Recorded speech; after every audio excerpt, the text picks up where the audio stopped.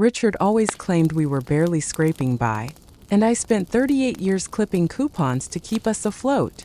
But when a sudden heart attack lands him in the ICU, I find a strange key taped inside his orthotic shoe. It does not unlock a door, but a lifetime of deceit, and a fortune he promised to another woman. Hello everyone, I am Mary. In my 60 years on this earth, I have seen families torn apart by secrets, but this story changes everything. I sat across from Richard at our small scratch dining table, and tried to swallow a dry bite of meatloaf that had been stretched with too many breadcrumbs. The air in the kitchen was thick with the smell of burnt onions and the lingering humidity of a sweltering July evening, because Richard refused to turn on the air conditioning until August. He claimed the unit was too old and expensive to run, but I knew he just hated spending the money. He was glaring at a crumpled grocery receipt he had pulled from the trash can earlier that afternoon, and his face was turning a shade of purple that clashed with his graying hair. He slammed his hand down on the table, making the silverware rattle against the cheap ceramic plates we had bought at a garage sale 20 years ago. "You spent $4 on brand-name detergent, Eleanor," he shouted, and his voice cracked with a mixture of rage and disbelief. I flinched and set my fork down slowly, because I had learned over 38 years of marriage that making sudden movements only agitated him further. I tried to explain that it was on sale, and that the generic brand was ruining his shirts, but he cut me off with a sharp wave of his hand. "We are bleeding money, Eleanor, and you are out there living like a queen, while I break my back to keep a roof over our heads," he spat out. I looked down at my hands, which were rough and calloused, from scrubbing floors and washing dishes by hand to save on the water bill. I wanted to scream that I had not bought a new dress in 6 years, and that I cut my own hair over the bathroom sink, but I stayed silent. The silence that followed was heavy and suffocating, like the air before a thunderstorm. Richard picked up his fork and stabbed at his food, with a violence that made me uneasy. He took a bite and chewed aggressively, while staring at the wall behind me. Suddenly his chewing stopped. The fork slipped from his fingers and clattered onto the linoleum floor with a loud metallic ring that echoed in the small room. I looked up and saw that his eyes were wide and filled with a sudden terrifying confusion. He brought his left hand up to his chest and gripped the fabric of his worn plaid shirt so tightly that his knuckles turned white. "Richard," I asked, and my voice trembled as I stood up from my chair. He tried to speak, but only a guttural gurgling sound came out of his throat. His face, which had been red with anger just moments ago, drained of all color until it looked like wet ash. He slumped forward and his forehead hit the table with a sickening thud that knocked over his glass of water. The water spilled across the table, soaking the grocery receipt and dripping onto his lap, but he did not move. I screamed his name and ran to his side. His body was heavy and dead weight as I tried to pull him back into his chair. I could hear him gasping for air like a fish thrown onto a dock, and his skin felt cold and clammy under my fingers. I scrambled for the phone on the wall and dialed 911 with shaking fingers. The operator asked me calmly for my address, and I shouted it into the receiver, while watching Richard slide sideways out of the chair and onto the floor. "Please hurry," I begged her as I knelt beside him. I held his hand and it felt limp and lifeless. For a moment amidst the panic, a terrible thought crossed my mind. I wondered how much the ambulance ride was going to cost us. I hated myself for thinking it, but Richard had drilled the fear of poverty so deep into my bones that I could not separate his health from our bank account. The sirens wailed in the distance and grew louder until they filled the entire house. The red and white lights flashed through the thin curtains and danced across Richard's pale face. The paramedics burst through the front door with an urgency that made me feel small and helpless. They pushed me aside and began working on him, ripping open his shirt and attaching sticky pads to his chest. One of the paramedics, a tall young man with kind eyes, looked at me and asked if he had any history of heart problems. I shook my head and told him that Richard never went to the doctor because he said it was a scam. They lifted him onto a stretcher and strapped him down. "Wait," I cried out, as they began to wheel him toward the door. I saw that his feet were dangling off the end of the stretcher. He was wearing his heavy black orthotic shoes, the ones he had worn every single day for the last 5 years. He never took them off, even when he was relaxing in the recliner. He claimed his arches needed the support, but looking back I realize how strange it was that he guarded those shoes like they were made of gold. "We need to get his shoes off to check for swelling," the tall paramedic said as he reached down to unlace them. I stepped forward instinctively. "I will take them," I said, and I grabbed the shoes from the paramedic's hands. They felt unusually heavy in my grip. I clutched them to my chest as I climbed into the back of the ambulance and sat on the narrow bench seat. The doors slammed shut and the siren began to wail again as we sped toward the hospital. I looked at Richard lying there with a tube down his throat and wires connecting him to beeping machines. I should have been praying. I should have been crying. But my hands were distracted. I was holding his left shoe, and my fingers brushed against something inside the heel. It was not a smooth surface. There was a lump under the insole that felt hard and unnatural. I glanced at the paramedic, but he was busy monitoring Richard's vitals and adjusting the 4-drip. Slowly and carefully I slid my hand deep into the shoe. The insole was loose at the heel, as if it had been pulled up and glued back down many times. I peeled it back just an inch and saw something metallic glinting under the harsh fluorescent lights of the ambulance. My heart started to pound in my chest, harder than it had when Richard collapsed. I used my fingernail to pry the object loose. It was taped down with a strip of silver duct tape. I peeled the tape away and the object fell into my palm. It was a small brass key. It looked like the kind of key that would open a safety deposit box or a very secure filing cabinet. It was old and tarnished, but the grooves were sharp. I stared at it and felt a cold chill run down my spine that had nothing to do with the air conditioning in the ambulance. Richard claimed he had no secrets. He claimed we had no assets. He claimed we were destitute. So why was he walking around with a hidden key taped inside his shoe? I closed my fist around the cold metal and looked at my unconscious husband. The man I thought I knew was suddenly a stranger, and as the ambulance turned a sharp corner, I realized that this key was the first thread in a sweater that was about to unravel completely. The sliding doors of the emergency room hissed open, and the humidity of the night was instantly replaced by the frigid, sterile chill of the hospital air. The transition was so abrupt that it made the sweat on the back of my neck turn to ice. I stumbled out of the back of the ambulance, clutching Richard's heavy black shoes against my chest, like they were a newborn baby. The noise inside the trauma center was deafening. Doctors were shouting orders, and machines were beeping in a chaotic rhythm that made my head pound. I tried to follow the stretcher, but a nurse with a stern face and tired eyes stopped me at the double doors. She told me I had to go to the registration desk and wait. I watched as they wheeled Richard away, and for a split second I felt a pang of guilt, because I was more worried about the brass key in my pocket than I was about my husband's heart.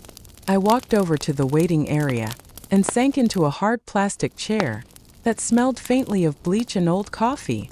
The fluorescent lights overhead were buzzing with a low hum that seemed to drill directly into my brain. I looked down at the shoes in my lap. They were scuffed and ugly, and the leather was cracked from years of wear. Richard refused to buy new ones because he said they were just going to get dirty anyway. I slipped my hand into my pocket and ran my thumb over the jagged edge of the key. It felt sharp and real, in a world that had suddenly become very blurry. I sat there for what felt like hours, but the clock on the wall said only 40 minutes had passed. I watched the other people in the waiting room. There was a mother rocking a crying baby, and an old man holding a washcloth to a cut on his head. We were all trapped in this purgatory of waiting and worrying. Suddenly, the automatic doors at the main entrance slid open, and the rhythmic clicking of high heels on the linoleum floor cut through the murmur of the room. I looked up and saw a woman rushing toward the reception desk. She was breathtakingly out of place. She looked to be about 34 years old, with hair the color of spun gold that fell in perfect waves down her back. She was wearing a silk blouse that shimmered under the lights, and a pencil skirt that fit her like a second skin. I looked at her shoes and my stomach dropped. They were red-soled stilettos, the kind I had seen in magazines at the grocery store checkout line. Those shoes cost more than our car. I watched her slam her manicured hands onto the desk and demand to see Richard. My breath caught in my throat. I stood up slowly, and my knees popped audibly in the quiet room. I walked toward her, and my cheap sneakers squeaked against the floor. "Excuse me," I said softly. She spun around, and her blue eyes widened when she saw me. She looked me up and down, and I saw a flicker of something that looked like pity, or maybe disgust, cross her face. I smoothed down the front of my faded floral dress and tried to stand a little taller. "Who are you here for?" I asked her. She took a breath and composed herself. "I am here for Richard," she said, and her voice was smooth and practiced. "I am his executive assistant, Vanessa. I need to make sure he is all right, because we have some urgent deadlines coming up." I stared at her and blinked. Executive assistant. Richard ran a small failing consulting business from a rented office that was little more than a closet above a bakery. He had told me for years that he could not afford to hire a secretary. He did his own filing. He answered his own phone. He complained every night that he was drowning in paperwork because he had to do it all himself to save money. "I am his wife, Eleanor," I said, and I watched her face carefully. She did not look surprised. Instead, she gave me a tight smile that did not reach her eyes. "Oh, Eleanor," she said, and she reached out to touch my arm with a hand that was adorned with a diamond bracelet. "Richard has told me so much about you. He is such a hard-working man. We were just in the middle of a very big project when I heard the news." I stepped back from her touch because her perfume was overwhelming. It smelled like expensive vanilla and musk, and it made me feel nauseous. "Since when does Richard have an assistant?" I asked, and I did not bother to keep the suspicion out of my voice. Vanessa laughed, a light tinkling sound that grated on my nerves. "Oh, for about 6 months now," she said casually. "The business has really picked up, you know. We are on the verge of something huge." I gripped the shoes in my arms tighter. Business had picked up. Richard had told me last week that we might have to cancel our cable subscription because clients were not paying. He had told me to water down the dish soap. And yet here was this woman dripping in gold, claiming to work for him. "Is he awake?" she asked, and she looked past me toward the double doors. She seemed anxious, and her eyes kept darting around the room. She was not acting like an employee concerned for her boss. She was acting like a woman who had left something behind. I noticed that she was clutching a leather designer handbag with a death grip. "No, he is not awake," I said. "The doctors are with him." Vanessa let out a sigh that sounded more like frustration than relief. "Listen, Eleanor," she said, and her tone shifted. She leaned in closer and lowered her voice. "Did Richard happen to have a briefcase with him? Or maybe a portfolio? There are some sensitive client documents inside that I need to secure immediately. It is a liability issue." I looked at her, and I knew in that moment that she was lying. There were no client documents. There was no liability issue. She was looking for something else. I felt the weight of the key in my pocket, and suddenly the pieces began to click together. The poverty, the secrecy, the shoes he never took off. "He did not have a briefcase," I said slowly. "He just had his wallet and his clothes." Vanessa's eyes narrowed just a fraction of an inch. "Are you sure?" she asked. "Maybe he left something in the car. I can go check the car if you give me the keys." She held out her hand and smiled that fake smile again. I looked at her perfectly manicured palm, and I felt a surge of anger so hot, it almost blinded me. This woman thought I was a fool. She thought I was just the frumpy wife who clipped coupons and knew nothing about business. But I knew my husband. I knew he was a miser, and I knew he would never pay an assistant unless she was providing services that went far beyond typing and filing. No, I said firmly. I do not have the car keys. The ambulance brought us. Vanessa pulled her hand back and smoothed her skirt. Well, she said, I will just wait here then. I need to update the partners. There were no partners. Richard was a sole proprietor. I turned away from her and walked back to my plastic chair. I sat down and placed the shoes on the floor between my feet. I put my hand back in my pocket and wrapped my fingers around the cold brass key. Vanessa sat 3 rows away from me and pulled out a sleek smartphone. She began typing furiously. I watched her and I made a silent vow. She was not going to get whatever was behind the lock that this key opened. Richard had been hiding money from me. I was sure of it now. He had been pleading poverty while paying this woman's salary. I was going to find out where the money was, and I was going to find it before she did. The doctor pushed through the double doors and called out my name. Mrs. Eleanor Vance, he said. I stood up and Vanessa stood up with me. I turned to her and gave her a look that I hoped conveyed every ounce of the rage that was building inside me. Stay here, I said. Family only. The sliding glass doors of the hospital hissed shut behind me, and the oppressive heat of the mid-morning sun hit me like a physical blow. It was the kind of heat that radiated off the asphalt and made the air shimmer with oily fumes. I stood on the curb for a moment and clutched my purse against my side, while the smell of exhaust and hot tar filled my nose. My eyes felt gritty from a lack of sleep, and my joints ached from sitting in that hard plastic chair all night. I had told Vanessa that I was going home to shower and change clothes. I lied. I watched her sleek black sedan peel out of the parking lot 10 minutes ago, and I waited until I was sure she was gone before I made my move. I reached into my purse, and my fingers brushed against the cold leather of Richard's wallet. I had taken it from the plastic bag of his personal effects when the nurse was not looking. It felt heavy with secrets. I pulled out the brass key I had found in his shoe and held it up to the sunlight. It was tarnished and smelled faintly of foot powder and old metal. Engraved on the head of the key in tiny worn letters were the words Liberty Mutual Trust and the number 402. I knew that bank. It was an old stone building downtown that looked like a fortress.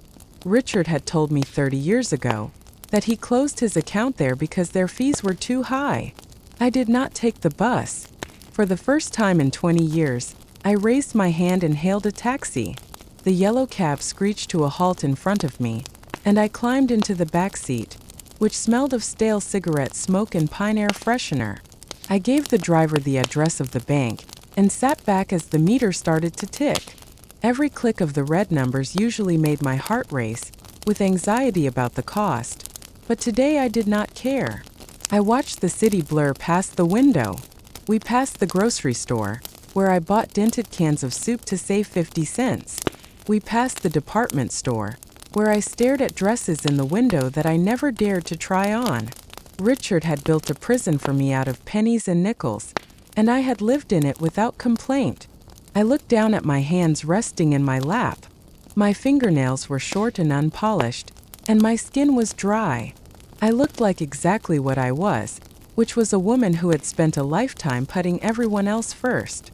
But as the taxi wove through the heavy traffic, I felt a spark of rebellion igniting in my chest. If Richard had enough money to hire an assistant with red-soled shoes and a diamond bracelet, then he had enough money to explain why his wife was taking a taxi to a bank he supposedly left 3 decades ago. The bank was cool and quiet when I stepped inside. The air conditioning was set to a temperature that made goosebumps rise on my arms, and the silence was heavy and reverent like a church. The floors were polished marble that echoed with the sound of my cheap sneakers squeaking. As I walked toward the front desk, the ceilings were impossibly high and adorned with gold leaf that was peeling slightly in the corners. A woman with glasses on a chain around her neck looked up from her computer. She had a face that looked like it was carved out of granite, and she did not smile. "May I help you?" she asked, in a voice that was devoid of any warmth. I swallowed hard and tried to keep my hands from shaking. "I am here to access safety deposit box 402," I said. My voice sounded thin and small in the cavernous room. I placed the brass key on the counter, and the sound of the metal hitting the marble seemed to ring out like a gunshot. The woman looked at the key, and then she looked at me. Her eyes traveled over my faded floral dress and my messy hair. I knew what she was thinking. She was thinking that I did not belong here. She was thinking that I looked like the cleaning lady, not a client. Name, she asked simply. Eleanor Vance, I replied, and I lifted my chin just a fraction of an inch. She typed something into her computer, and the clicking of the keys was the only sound in the room. I held my breath. This was the moment of truth. If Richard had not put my name on the box, I would be turned away, and the secrets would remain locked forever. I prayed that his arrogance had made him careless. I prayed that he thought I was too stupid to ever find the key, so he never bothered to remove my name from the paperwork he must have signed years ago. The woman stopped typing and peered at the screen over the rim of her glasses. She squinted and then reached for a signature card in a file drawer beside her. She pulled out a yellowed piece of cardstock that looked like it had been there since the Reagan administration. She pushed the card across the marble counter toward me. Sign here, please, she said, and she handed me a heavy, expensive pen. I let out a breath I did not know I was holding. My name was there. It was typed in old typewriter font right next to Richard's.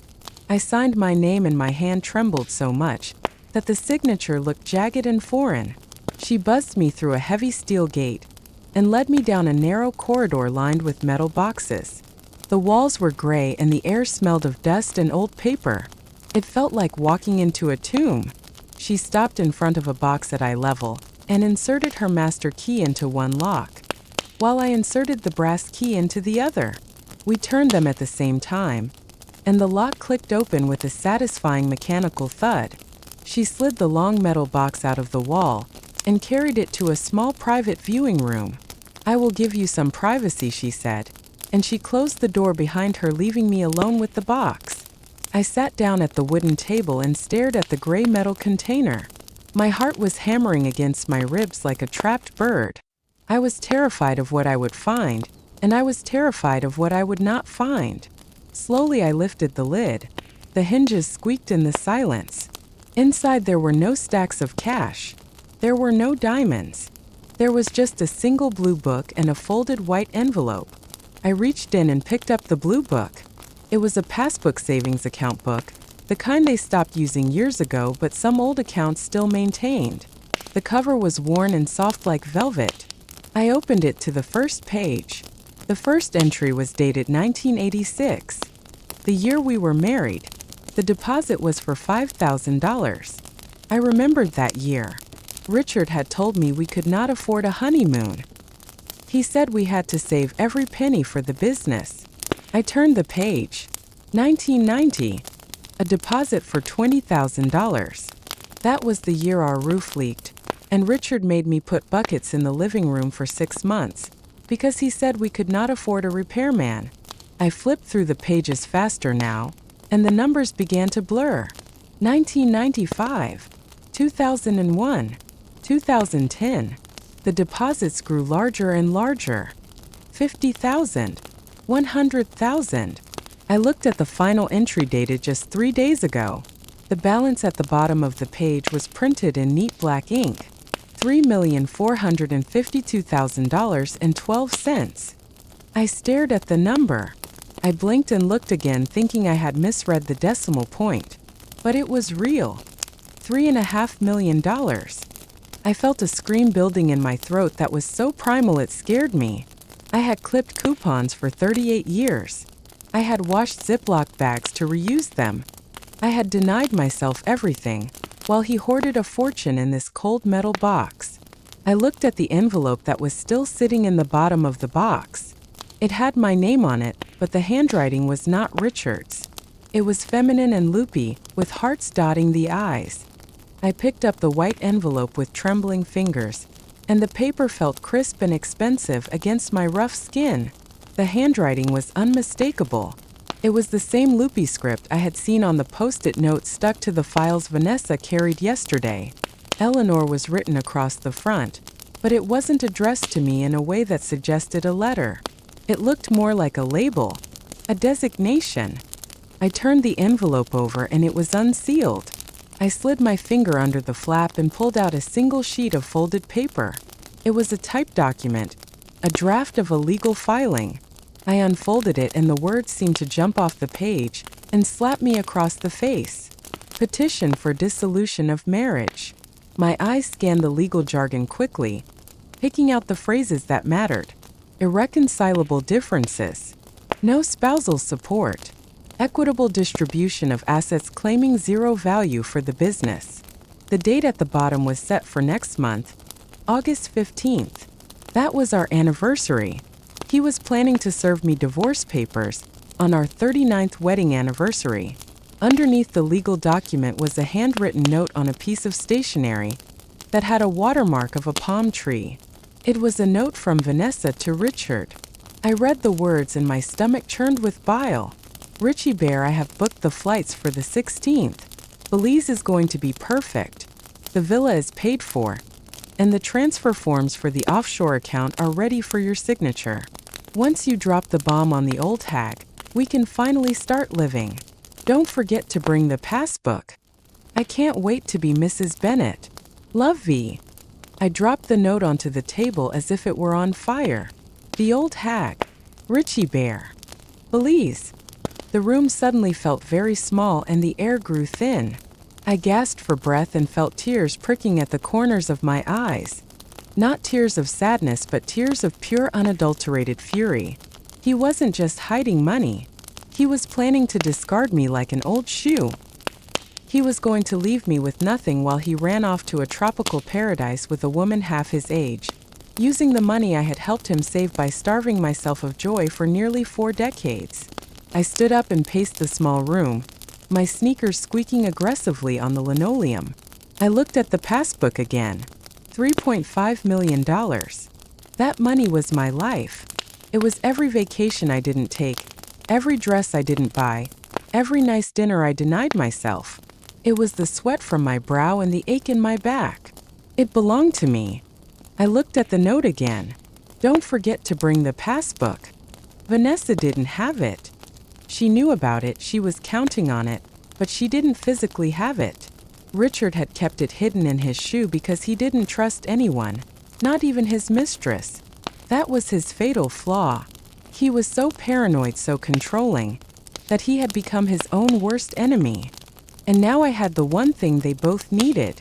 A plan began to form in my mind. It was cold and sharp like a shard of ice. I wasn't going to just take half. I wasn't going to fight him in court for years while he spent my money on lawyers. I was going to take it all. I sat back down and took a deep breath, forcing my hands to stop shaking. I needed to be smart. I needed to be the calculating woman they didn't think I could be. I looked at the passbook.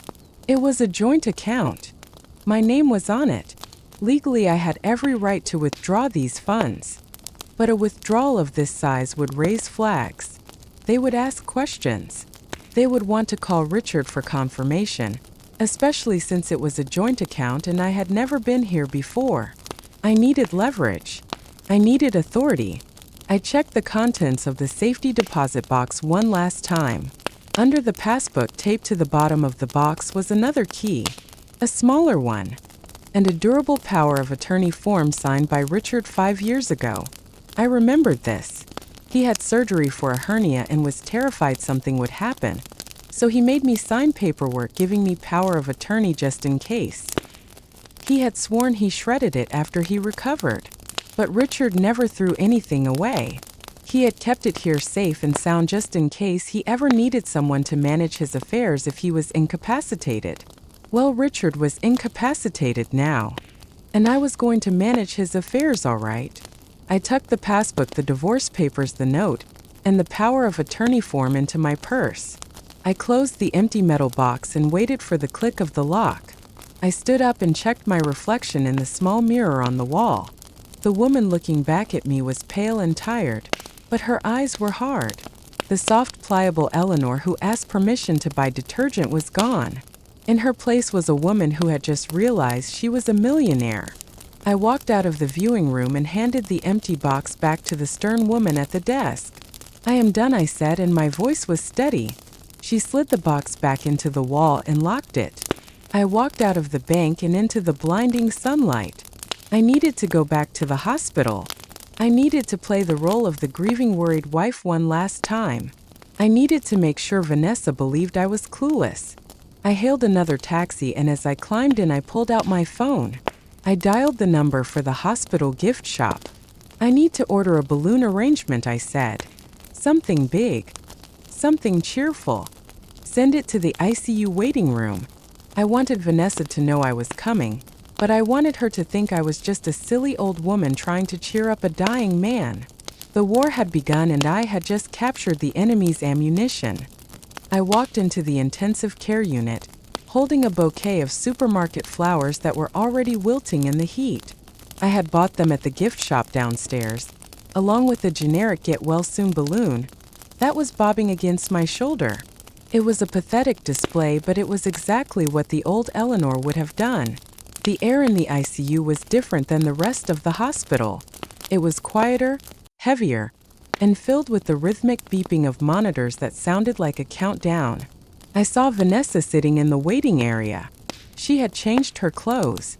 She was now wearing a fitted black dress that looked somber but stylish, appropriate for a grieving widow in training. She was typing on her phone again, her thumb moving with a speed that suggested panic. She looked up when she saw me, and her eyes narrowed at the sight of the balloon. "Eleanor," she said, and her voice was tight. "The doctors are doing rounds. You cannot go in there with that thing. It is not a birthday party." I smiled a weak apologetic smile and tied the balloon to the back of a chair.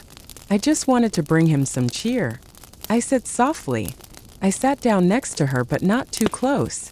I clutched my purse in my lap, feeling the hard rectangle of the passbook against my stomach. "How is he?" I asked.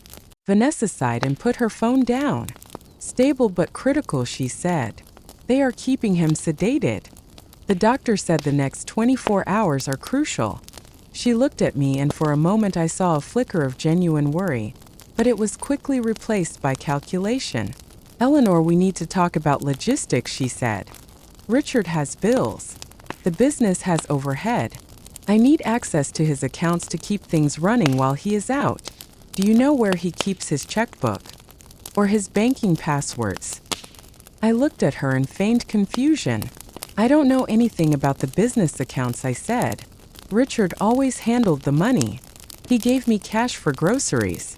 I don't even have a credit card." Vanessa rolled her eyes and did not even try to hide it this time. "Of course he did," she muttered under her breath.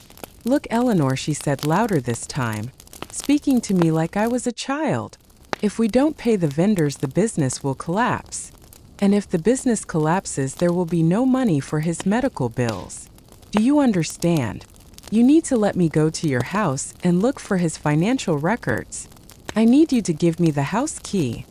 She held out her hand again, expectant and demanding. She wanted to ransack the house. She was looking for the passbook. She knew it had to be somewhere, and since it wasn't on him, she assumed it was at home. I looked at her hand, and then I looked at her face. I gripped my purse tighter. "I can't let you do that," I said. "Richard is very private. He would be furious if I let anyone into his office." Vanessa's face hardened. "Eleanor," she hissed, "this isn't about privacy. This is about survival. I am trying to help you." I stared at her and blinked. "You are right," I said. "We need to pay the bills. I will go home and look for the papers myself. I will bring them to you tomorrow." Vanessa looked like she wanted to scream. She opened her mouth to argue, but just then the double doors swung open, and a doctor in a white coat stepped out. "Mrs. Vance," he called out. I stood up immediately, and Vanessa stood up right next to me. We walked over to the doctor together. "Mrs. Vance, your husband is showing some signs of responsiveness," the doctor said. "But we need to discuss a care plan. There are some decisions that need to be made regarding potential surgery if his condition deteriorates." Vanessa stepped forward before I could speak. "I can handle that," she said. "I am his executive assistant, and I am familiar with his wishes." The doctor looked at her and then looked at me. "I am sorry," he said gently, "but legally I can only take direction from his next of kin, or his power of attorney. That would be his wife unless there is documentation stating otherwise." Vanessa's face went pale. "Richard told me he signed a medical proxy," she stammered. "He said he put me in charge." The doctor shook his head. "We have no such document on file. Mrs. Vance is the legal decision maker." I stepped forward and placed my hand on the doctor's arm. "Thank you, doctor," I said. "I will make all the decisions." Vanessa looked at me with pure venom. "You don't know what you are doing," she spat. "You are going to kill him." I turned to her and my voice was calm and steady. "I think you should leave, Vanessa," I said. "You are not family. And you are upsetting me." Vanessa looked around the room, realizing that people were staring. She grabbed her purse and took a step back. "Fine," she said.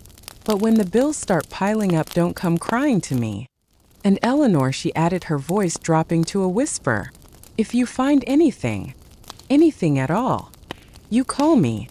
She turned on her heel and stormed out of the ICU, her heels clicking angrily on the floor. I watched her go. She was panicked. She was desperate. And she had no idea that I had the power of attorney document right in my purse. I turned back to the doctor. "Can I see him now?" I asked. He nodded. "Come with me." I walked into Richard's room. He looked small in the bed, surrounded by machines and tubes. The man who had terrorized me with his moods and his stinginess for 38 years was now helpless. I walked to the bedside and looked down at his face. It was gray and slack. I reached into my purse and pulled out the passbook. I opened it to the page with the $3.5 million balance. I held it up in front of his closed eyes. "I found it," Richard the First whispered. "I found your little secret. I know about the money. I know about Vanessa. And I know about Belize." His eyelids fluttered slightly, but he did not wake. I leaned down close to his ear. "You aren't going to Belize," Richard the First whispered. "And neither is she." I put the passbook back in my purse. I had work to do. I had to go to the bank, and I had to do it before he woke up, and before Vanessa found a way to circumvent me. I looked at the clock. It was 2:30. The banks closed at 5. I had 2.5 hours to steal back my life. I left the hospital room and walked straight to the elevators. My heart was pounding a frantic rhythm against my ribs, but my face was a mask of stone.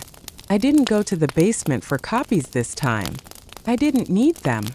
I had realized something in that ambulance that was more powerful than any power of attorney. My name was on the signature card.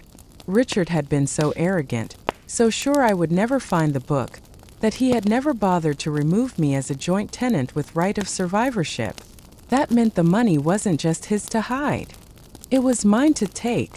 I walked out into the oppressive heat and hailed a taxi.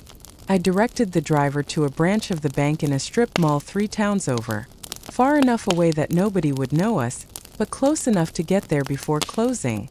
I checked my reflection in the cab's rearview mirror. I looked haggard. My dress was wrinkled. My hair was a mess. Good. I would use that. I wasn't just a wife. I was a distressed senior citizen, and banks are terrified of bad optics. I walked into the cool carpeted silence of the bank branch at 3:45 p.m. I bypassed the teller line and walked straight to the glass-walled office of a personal banker. The nameplate on the desk said Kevin. He looked young, eager, and easily rattled. "Excuse me," I said, my voice trembling just the right amount. "I need help. It is an emergency." Kevin jumped up. "Please sit down, ma'am. What can I do for you?" I placed the passbook on his desk. I opened it to the page with the balance. $3.5 million. Kevin's eyes bulged. He looked at the book, then at my cheap sneakers, then back at the book. "I need to close this account," I said firmly, "and I need to transfer the entire balance to a new trust account. Today." Kevin swallowed hard. He typed the account number into his computer. His brow furrowed. "Mrs. Vance," he said, "I see the account here, but it has been flagged as dormant for inactivity. And, well, this is a very large sum. For security reasons, we usually require both account holders to be present to reactivate a dormant account of this size. My husband cannot be present, I said, leaning forward. He is in the ICU at General Hospital. He had a massive heart attack last night. Kevin looked panicked. I am so sorry, but without his authorization, the system won't let me. Get your manager, I said. It wasn't a request. Kevin scrambled out. He returned a moment later with a woman in a sharp suit who looked like she ate loan applications for breakfast. Her name tag said Mrs. Sterling, branch manager. Mrs. Vance, she said, her voice smooth and condescending. Kevin tells me you want to liquidate a dormant multi-million-dollar account. While I sympathize with your husband's condition, federal regulations regarding know your customer and elder fraud prevention require us to be very careful. We cannot just release these funds without verifying Mr. Vance's intent. This was the wall. This was where the old Eleanor would have apologized and left. But the new Eleanor had seen a villa in Belize reserved for a mistress. I stood up. I reached into my purse and pulled out my driver's license and the old yellowed signature card copy I had demanded from the downtown branch earlier. I slammed them onto the desk. Mrs. Sterling, I said, my voice rising just enough to turn heads in the lobby. My name is on that account. It is a joint tenancy. That means I own 100% of that money, just as much as he does. Is that correct? Mrs. Sterling looked at the signature card. She tightened her lips. Technically, yes, but the dormant status. The dormant status is a computer setting. I snapped. My husband is dying. We have medical bills that need to be paid by 5 o'clock to secure his surgery. Are you telling me that you are going to hold my money hostage because of a computer setting? Do I need to call the local news station and tell them that this bank is refusing a senior citizen access to her own life savings while her husband fights for his life? I let a single angry tear roll down my cheek. Do you want to explain to the cameras why he died because you wouldn't push a button? The lobby had gone silent. Customers were staring. Mrs. Sterling looked at the customers, then at me. She saw the PR nightmare unfolding in front of her. She saw a grieving, desperate wife fighting for her husband. She didn't see the woman who was about to leave him. She typed a code into Kevin's keyboard. Override authorization code entered. She said, her voice stiff.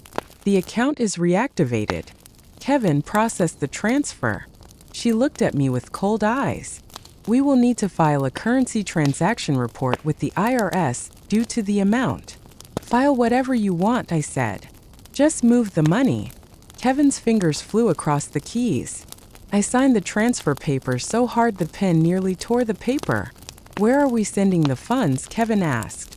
To this account, I said, handing him a slip of paper with the routing number for an irrevocable trust account I had opened online 30 minutes ago in the taxi. A trust where I was the sole trustee. Transfer initiated, Kevin said. It will clear by start of business tomorrow. Thank you, I said. I grabbed the receipt.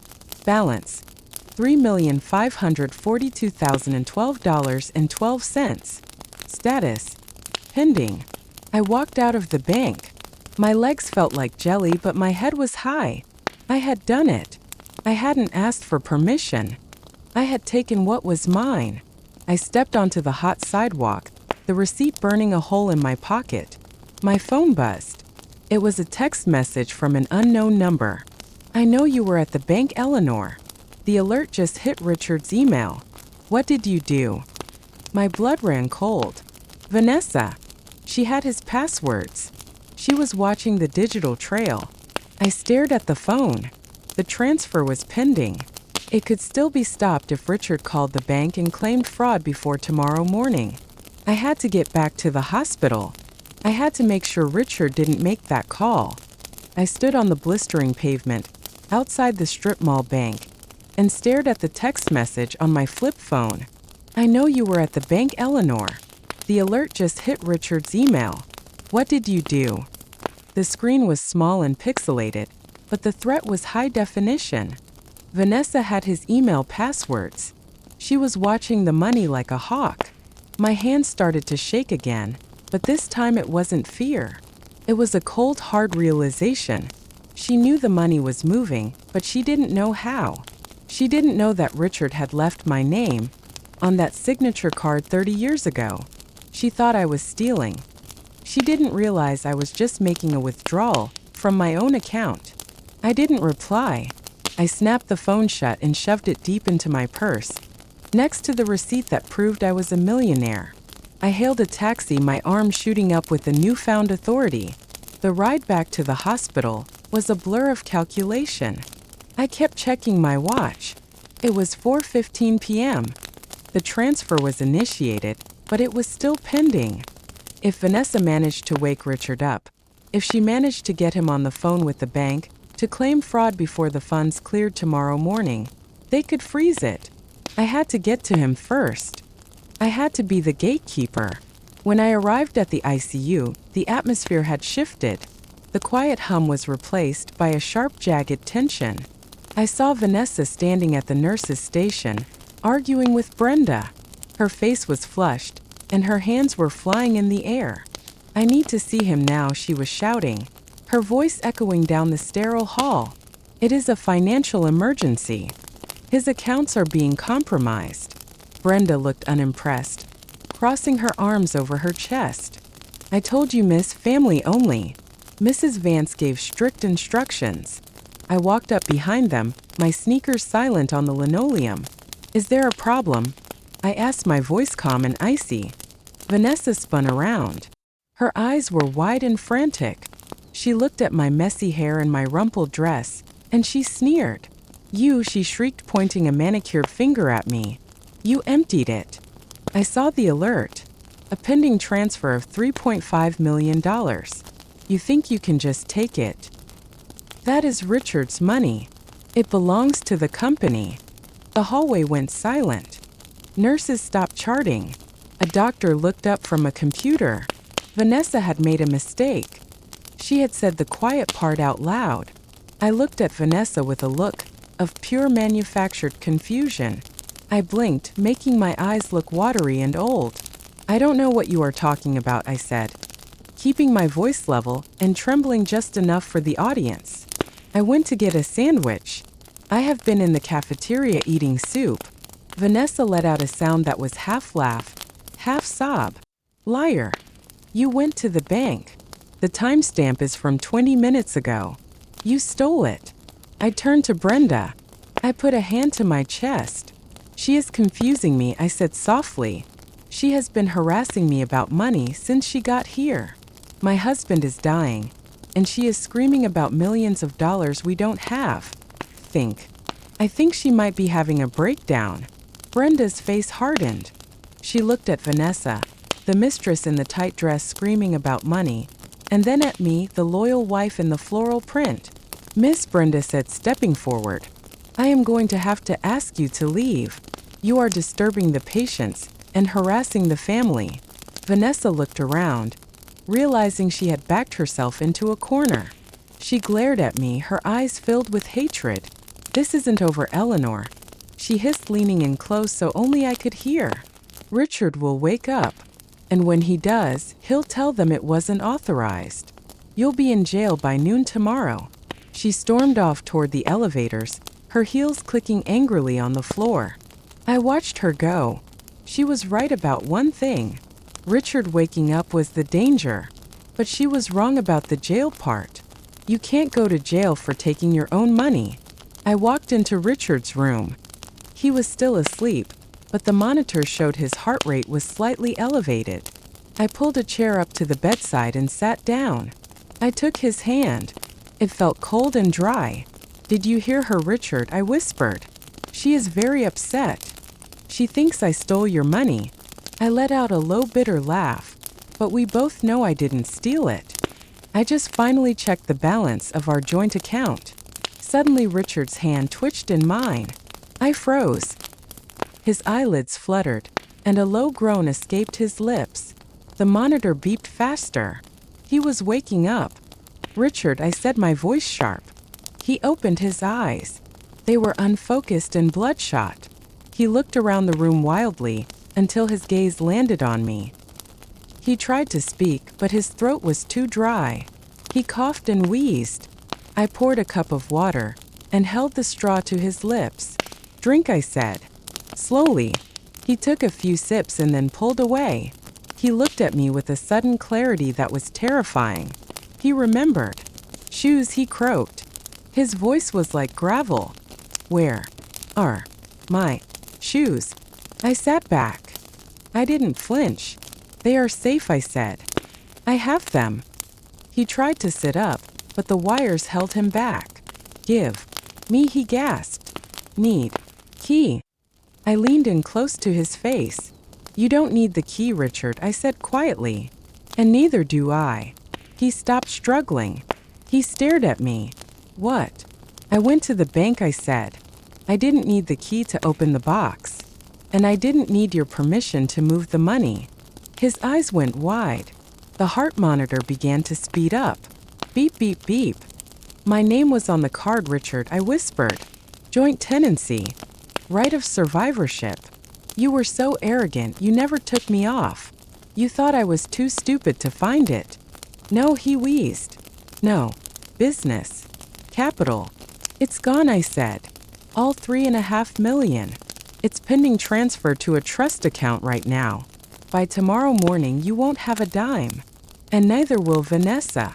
Richard's face turned a shade of purple. He started to thrash. The alarms blared. "Thief," he choked out. "You. Thief." A nurse rushed in. Not Brenda, but a younger one. "He is agitated," she said, checking the monitors. "Mrs. Vance, please step back. His pressure is spiking." She injected something into his foreline. "We need to keep him calm." Richard's eyes rolled back in his head. He tried to fight the sedative, glaring at me with pure impotent rage. But he was too weak. He slumped back onto the pillows. The beeping slowed. I let out a breath. He was under again.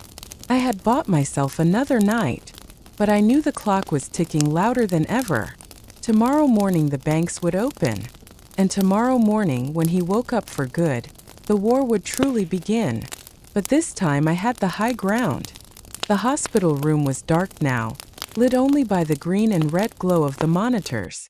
I sat in the chair, my body rigid, listening to the rhythmic whoosh hiss of the ventilator. The nurse had told me to go home to get some rest, but I refused.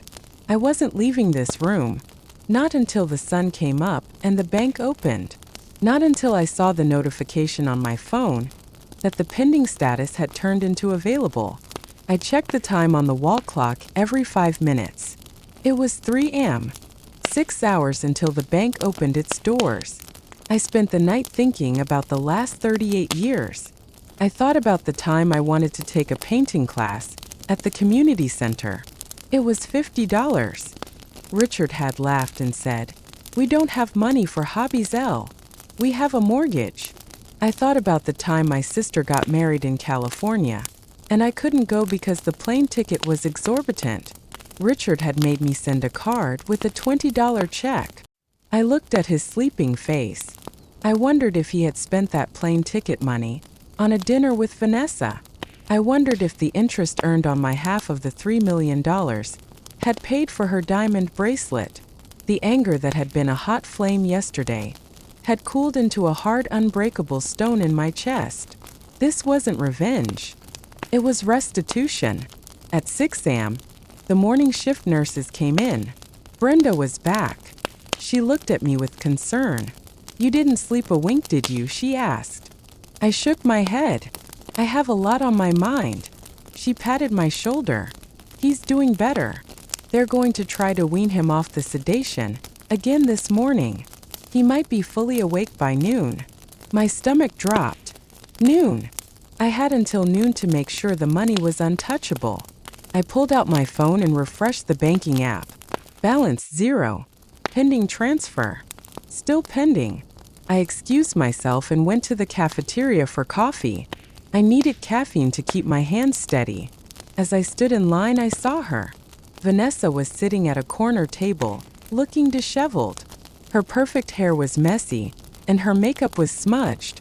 She was on the phone, speaking in hushed, frantic tones. I moved closer, pretending to look at the muffin selection. I called the bank, she was whispering.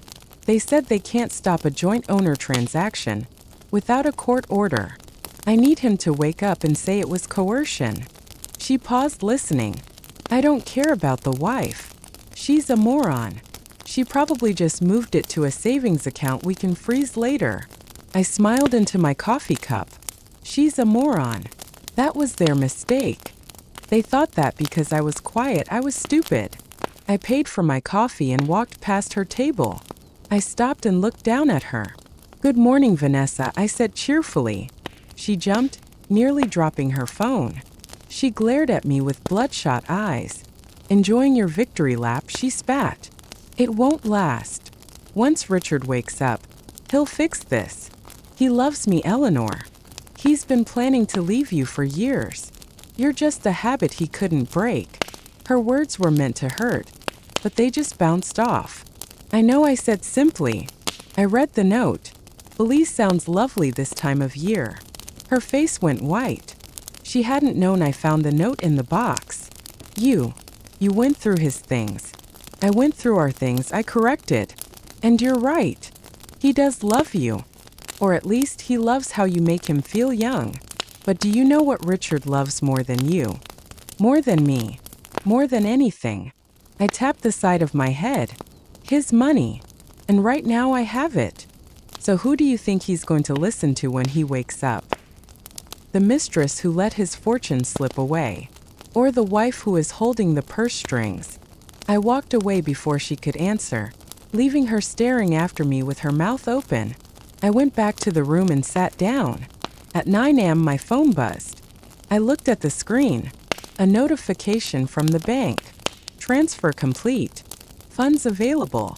I let out a breath that sounded like a sob. It was done. $3.5 million. It was sitting in an account with only my name on it. I opened the app and initiated the second step. I moved the entire amount into the irrevocable trust I had set up online the night before. It was a legal fortress.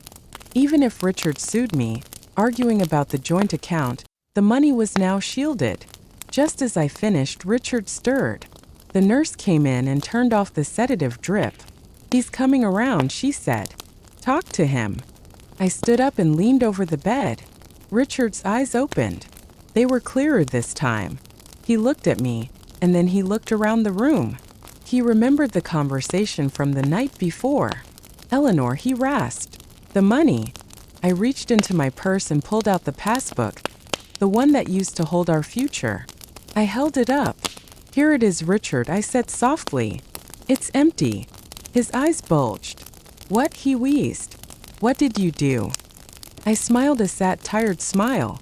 I did what any prudent joint account holder would do. I consolidated our assets. I dropped the passbook onto his chest. I found the mistress. I found the divorce papers. And I realized that as a joint owner, I had every right to protect my half. "And your half." He tried to sit up, his face turning purple with rage. The alarm started blaring again. You thief," he choked out. "That's mine. I earned it." I shook my head. "No, we earned it. I earned it by staying home. I earned it by clipping coupons. I earned it by being your maid, your cook, and your financial prisoner for 38 years. And yesterday I decided to cash out." I leaned closer. "It's all gone, Richard. Every cent. It's in an irrevocable trust now. I am the trustee. You can't touch it. Vanessa can't touch it. If you want $1 for a soda, you have to ask me." The door burst open and Vanessa ran in, followed by 2 security guards.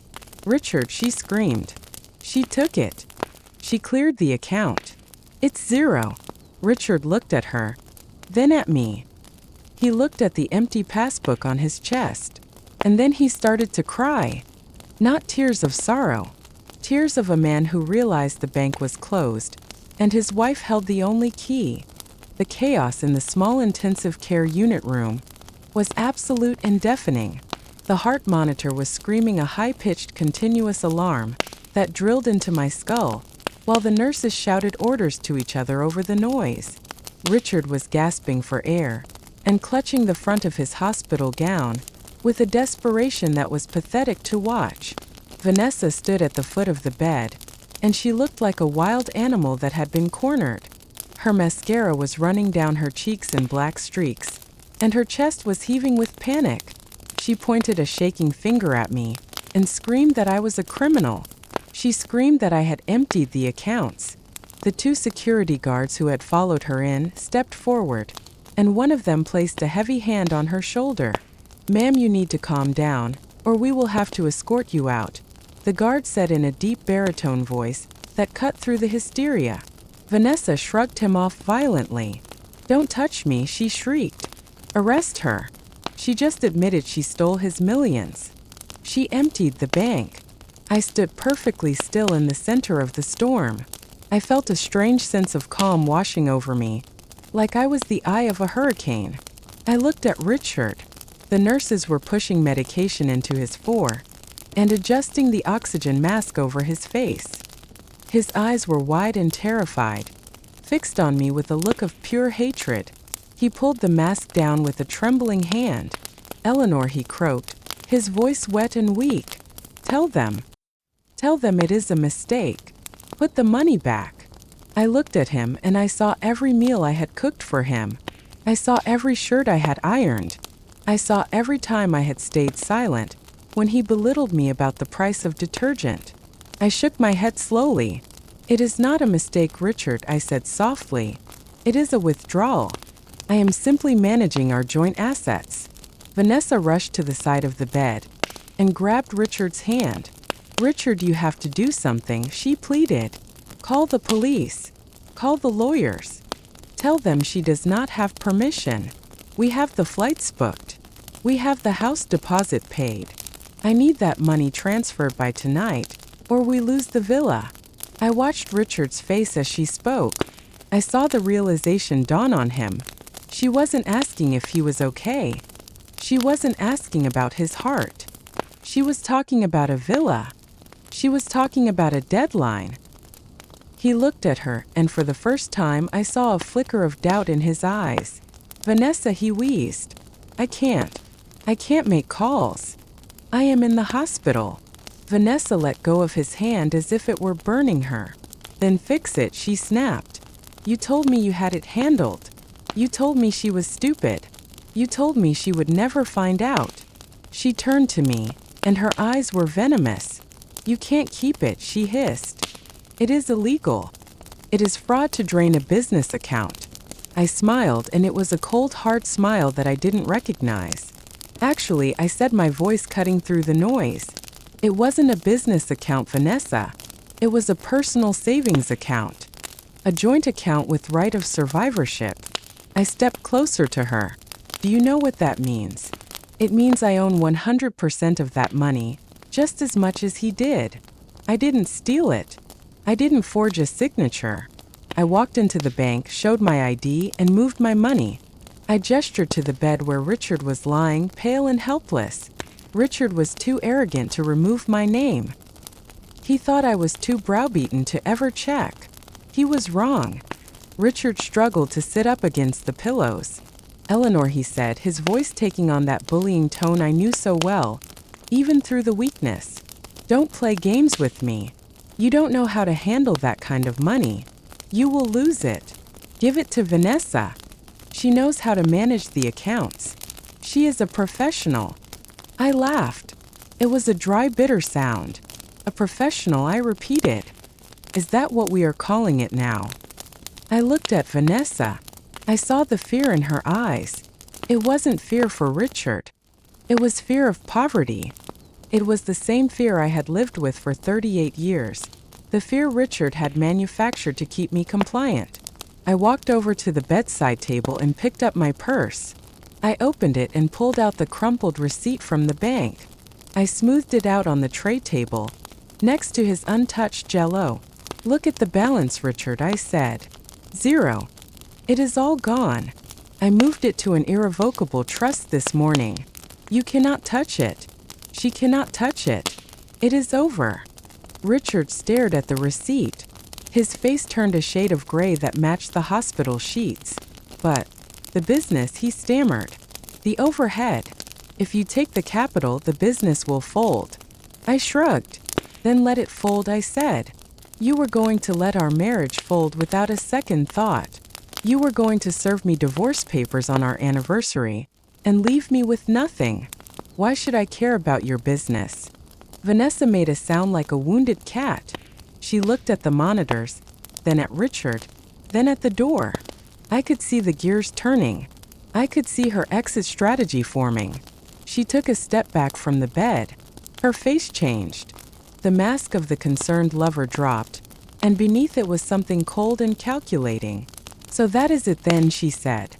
Her voice was flat. You are really leaving him with nothing.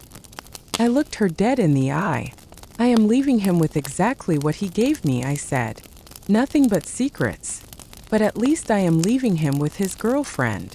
I am sure you two will be very happy together, figuring out how to pay this hospital bill. I gestured to the expensive equipment surrounding us. Intensive care is very pricey, Vanessa. I hope your salary as his executive assistant covers it, because I am certainly not paying it. Richard let out a moan of despair. Vanessa looked at the monitors, then at Richard, then at the door. I could see the gears turning. I could see her exit strategy forming. The security guard stepped forward again. Ma'am, we need to clear the room, he said firmly. The patient needs to stabilize. I nodded. Of course, I said. I was just leaving. I looked at Richard one last time. He looked small and broken. He looked like a stranger. I didn't feel sad. I didn't feel angry. I just felt light. I felt like a heavy coat I had been wearing for decades had finally been taken off. Goodbye, Richard, I said. I will have my lawyer send over the divorce papers. You can use the same ones you drafted for me. It will save you some money. I turned and walked toward the door. I didn't look back. I heard Richard calling my name. Eleanor. Wait. Eleanor. Please. But I just kept walking. I walked past Vanessa, who was standing frozen in the middle of the room. I walked past the nurse's station. I walked out of the ICU and down the long white corridor. I was walking away from my marriage. I was walking away from my past.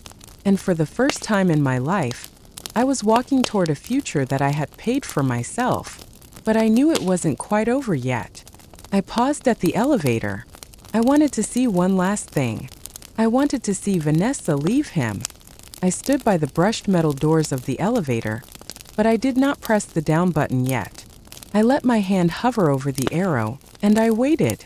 The hospital corridor was long and sterile, the floor polished to such a high shine that I could see the reflection of my own tired face staring back at me. I needed to see it. I needed to witness the final act of this tragedy, because I had paid for the ticket with 38 years of frugality. The air conditioner hummed a low monotonous tune, but it could not drown out the sudden explosion of noise from room 402. It started as a low murmur of voices, rising in pitch and volume, until it became a shouting match that echoed off the tiled walls. I heard Richard's voice, desperate and pleading, cracking under the strain of his weak heart. I heard him begging Vanessa to stay. I heard him promising that he would fix it, that he would sue me, that the money would come back. And then I heard Vanessa. Her voice was no longer the smooth, sultry tone of the executive assistant. It was the shrill screech of an investor realizing the stock had crashed to zero. You lied to me, she screamed, the words carrying clearly down the hall. You said you were liquid. You said you were worth millions. I am not going to nurse a broke old man in a rental apartment. I have options, Richard. I have a life. The door to the room flew open with a violence that made a nurse down the hall jump. Vanessa stormed out. She was moving so fast that her hair was flying behind her like a golden banner of retreat. She was clutching her designer bag to her chest, as if she was afraid someone would try to snatch the last remnant of her dignity. She marched down the hallway, her high heels striking the floor with hard, sharp clicks. Click, click, click. She was heading straight for the elevators. Straight for me. I did not move. I stood my ground, my feet planted firmly in my sensible, supportive sneakers. Vanessa looked up and saw me standing there. She slowed down for just a fraction of a second. Her face was flushed red, and her eyes were wet with angry tears. She looked at me with a mixture of loathing and begrudging realization. She stopped right in front of me. We stood there for a moment, the wife and the mistress, the saver and the spender. You think you won, she spat at me, her voice trembling with rage. You think you are smart. You are going to be alone, Eleanor. You are going to be a lonely old woman, with a lot of money and no one to share it with. I looked at her, and I felt a smile spread across my face, a genuine smile that reached all the way to my eyes. Better to be alone with $3 million than alone with Richard, I said calmly. And I won't be lonely, Vanessa. I have a world to see. I hear the single cabins on the cruise lines are quite spacious. Vanessa's mouth opened and closed, like a fish out of water. She wanted to scream. She wanted to slap me. But she knew the security guards were watching down the hall. The elevator bell dinged, a cheerful sound that seemed completely out of place in the tense atmosphere. The doors slid open, revealing the empty mirrored box inside. Vanessa stepped in and turned around to face me. She jabbed the button for the lobby with a vicious stab of her finger. Enjoy your life, she hissed as the doors began to close. I whispered to the closing crack. I really will. I watched the numbers above the door light up as she descended. 4, 3, 2, 1. She was gone. The problem had left the building.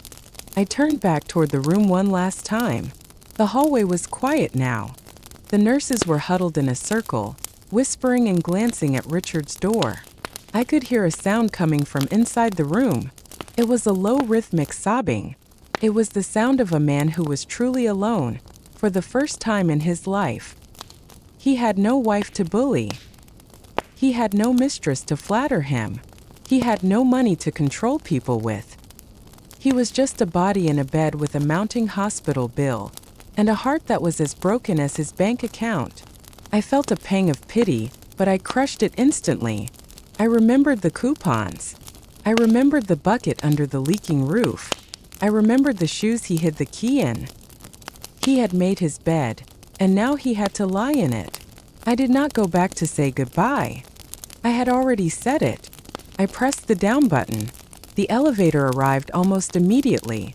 I stepped inside, and the mirrored walls reflected a woman I barely recognized. She stood taller. Her shoulders were back. There was a light in her eyes that had been extinguished decades ago. I pressed the button for the lobby. I went down past the maternity ward, where families were beginning. I went down past the surgical floor, where people were being fixed. And I arrived at the lobby where the world was waiting for me. I walked out of the sliding glass doors, and the heat of the afternoon hit me. Yesterday it had felt oppressive and suffocating. Today it felt like a warm embrace. It felt like life. I walked to the curb where the taxis were waiting. A driver looked up from his newspaper. "Taxi, ma'am," he asked. I nodded. "Where to?" he asked as I climbed into the back seat.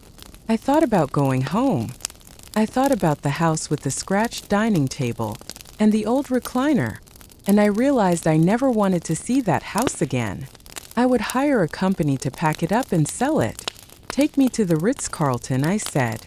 The driver raised his eyebrows in the rearview mirror. "The Ritz?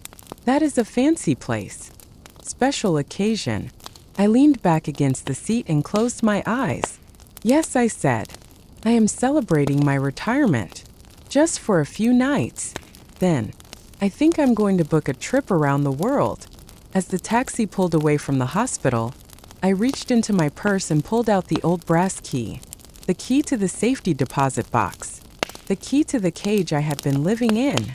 I rolled down the window, and the hot wind whipped my hair around my face. I held the key out the window and let it go. I watched it tumble end over end, bouncing on the asphalt and disappearing into a storm drain. It was gone. I was free. I sat back and watched the city roll by. I was 62 years old. I was single. And I was a millionaire.